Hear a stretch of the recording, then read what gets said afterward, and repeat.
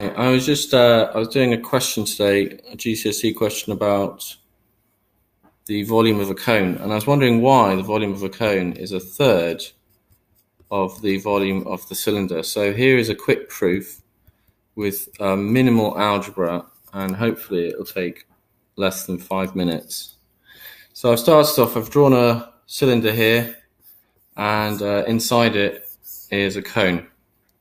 Now, what I've done is I've pretended that this cylinder is a bit like a toilet roll, and I've started to unwrap that toilet roll and unravel it all the way down so that there's nothing left at the end. Now, what we should see is that the beginning is going to be mostly white because we're on the outside here, but then as I get into the middle, there's more and more pink, which means that there's more and more cone that I've unraveled, and at the very bottom, it's all pink.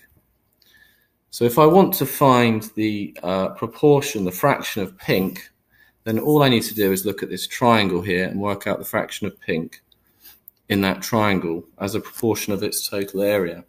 It's made difficult by the fact that each layer gets a little bit more pink. So it's impossible to start chopping it this way or that way.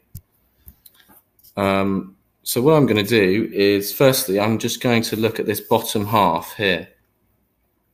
Now that bottom half, it starts at 50% and it ends at 100% pink. And I'm going to compare it with this triangle here on the top. That triangle has the same area as the bottom triangle because they have the same height and they have the same base. And but its pinkness starts from 0 and ends up at 50. So what I can do is I can say that the amount of pink in the top triangle is equal to the amount of white in the bottom triangle, and the amount of white in the top triangle equals the amount of pink in the bottom triangle. And if I mix those two together, that means that I would get a bigger area with exactly 50% pink. So now I've got to move on and look at what's left. I've got this triangle at the top here, which is a smaller version of the triangle we started with. We started with a big triangle like that, and now we've made the triangle a bit smaller. What we should notice about that smaller triangle is it's got half the area, since it's got half the height. And the pinkness, instead of going from 0 to 100, now goes from 0 to 50. So there's half as much pink, but also it's got half as much area, and therefore it's got a quarter of the pink that we started with. So we started with a P amount of pink, and we ended up with a quarter of that pink. Now we're nearly there. So going from the big triangle to the small triangle, I lost 3/4 of the pink. That 3/4 must be in that area, that boundary that I defined earlier. So the 3/4 of the pink is within this area here.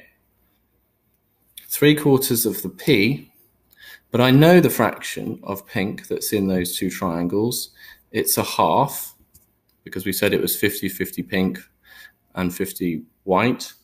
But I also know the area as a fraction of the total triangle. Those two triangles I've added together, that constitutes half of the area.